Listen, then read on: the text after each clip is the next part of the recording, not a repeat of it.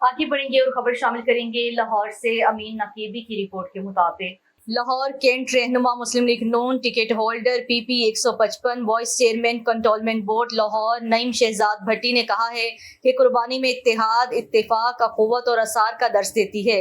ईद उल अज़हा का मकसद सिर्फ जानवर ज़िबा करना नहीं बल्कि खालिक कायनात की मुकम्मल अतात अख्तियार करना है।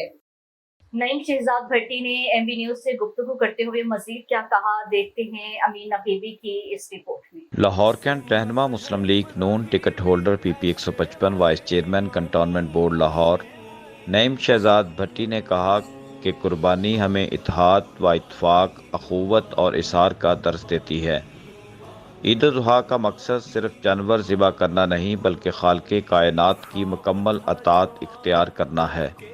नईम शहजाद भट्टी ने कहा, कुर्बानी का जज्बा मुसलमानों को ये एहसास भी दिलाता है कि उन्हें इंसानियत की भलाई के लिए दरकार हर खिदमत के लिए तैयार रहना चाहिए।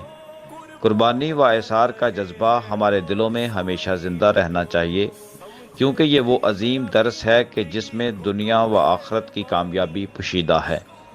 रहनुमा मुस्लिम लीग नून नईम शहजाद भट्टी ने मज़ीद गुफ्तगू करते हुए कहा कि ईद उल अज़हा सुन्नत इब्राहीमी की पैरवी है, जिसका मकसद अल्लाह ताला की राह में अपनी अजीज़ तरीन शय को कुर्बान कर देने के अज़म का अदा है।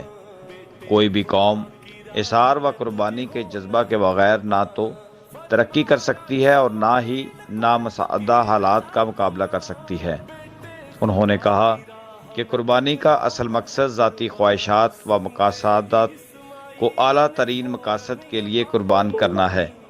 ये दिन हमें सुन्नत इब्राहीमी की उस अजीम कुर्बानी की याद दिलाता है। कैमरामैन तफैल बलोच के साथ अमीन नकीबी, लाहौर।